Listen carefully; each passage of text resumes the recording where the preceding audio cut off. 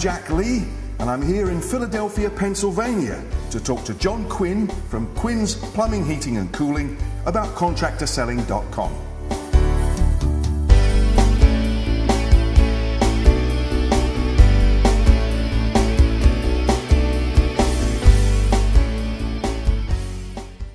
Hey John, nice to meet you. You too. So, what inspired you first to get into the plumbing and HVAC business? Well, I had a great uncle. My godfather and my grandfather were in the trades as a master electrician, master plumber, and sheet metal worker. So it kind of like was in my blood. I've been doing this since I was 13. I'm almost 48, so I have 35 years experience. First 2 years were a struggle. First year we made like $90,000.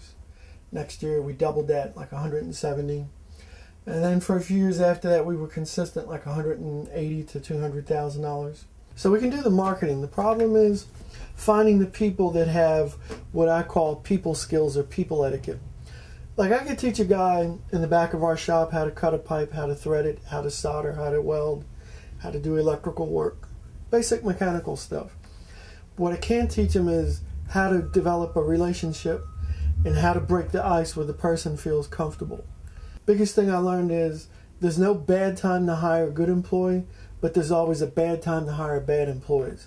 I'm the only guy in this area that works with Joe for contractor selling, that opens up his mind, changes his thoughts to grow his sales, to realize that there's three key parts of the business I learned. You have the financial, the operations, and the marketing. Our average ticket used to be $180. Then we jumped it to $380. Then it went to $570. Now in the last year, our average ticket's been about $700 to $800 a service ticket. And that's either plumbing or HVAC. And it's getting to the point where our average repair ticket for replacement is about $6,000 compared to like $2,500. And that's over what period? It's over the course of like 2 years. Wow. My background is I spent 5 years in the Marine Corps. So in 20 years, I had to rechange my thinking like, okay, I can't yell at somebody and tell them you'll do this or you won't have a job, to, well, let's talk about this. What's going on? What's going right? What's going wrong? What do we got to do? What don't we do? But it's like I can bring a person into my office. We can talk to them. We can have a face-to-face. We can be adult about it. We can be amicable without the yelling. So that's probably taught me a lot working with Joe's system. Is it's not you go to course for 1 week and, hey, it's now I'm this top-notch technician. It's like, how about changing the way that you run your life and you run your business? Because the two of them are parallel and to some degree they're interconnected. We tried other sales approaches. Before we got to Total Immersion, we tried, Adams Hudson had out like a total sales book. We tried out peak sales performance training.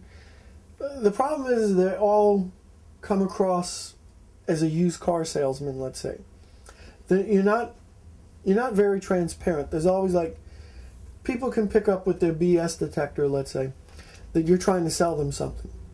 So they're kind of like a car salesman, and I don't want to come across like that. I actually met Joe on the internet on a place called the Service Roundtable. Joe had a very unique way of bringing himself to light.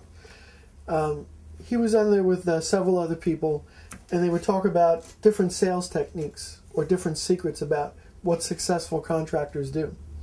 And he wrote a parody called the 21 Secrets of Superstar Contractors.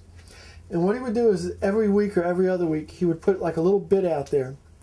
And the bit might have been maybe 2 paragraphs. And this little parody would kind of like get the curiosity muscle in your brain going so that you want to go back. And, you know, call him up, talk to him, talk to his wife Julie several times. And kind of like realize that from the beginning I watched his website get built and how he became Joe Crisera of contractor selling. And he went from like just like a business consultant to this person that could change your whole operation around, from sales, operations to marketing and how you do it, and how all the pieces come together to make up the jigsaw puzzle. So through that year of being on the internet through the Service Roundtable, I kind of like got to know him as a person, got to understand his system, how he operates, how his mindset is, and that got me to go to one of his mini immersion seminars, and that kind of like got the ball rolling from that point. Probably the first 6 months, I was probably like everybody else, like, yeah, sure, you know. The BS meter went from low to like way off the chart. Sure. And I would say over a period of several months, my skepticism went from total BS down to there's no BS here, this is the real truth. Because it kept like resonating through my head. It's to a point today where I don't really have to call Joe too much. We have like once a week we meet like on a Monday through the internet. And I can kind of like just hit him with a question. He's like, well, you know the answer to it. And I'm like, yeah, but let me just hear it from you.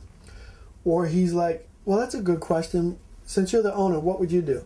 And then after you talk about it for like 5-10 minutes, it kind of like gets drawn out of your mind. And he's like, you kind of knew that, didn't you? You just wanted somebody to reinforce it or tell you what you needed to hear. And I'm like, yeah, you're right. Judy, I think, is very good. She's certainly has a personality like Joe. She certainly has a lot to offer as far as like what it's like to be a CSR rep, how to develop customer relations. My wife has become very sympathetic to letting people vent and just kind of like holding the phone away, paying attention, letting it know what's going on, and putting the phone down, letting them yell, and picking the phone back up and say, okay, Mrs. Smith, I understand. So if I could do this over again, what should I have done differently, or what should my guys done differently? And lo and behold, they'll tell you the answer if you listen. And it's like, okay, if I could do this over again and I did this, would that make you happy? Would that solve the problem? Yeah, that would do good. Okay, how about if we do that? Would you be okay with that? And my wife just has that knack where Julie kind of like learned her lesson and passed it on to my wife. And I would say at the current money that I'm investing, I'm getting a wealth of information out. I have a lot of website access. We can do like one-on-one coaching calls through the internet. We could do like viewing DVDs and videos on the internet. We could do phone coaching. And we could do it in different levels where I could do it for my service techs, myself, my wife, maybe all of us at once. So it's at a different level.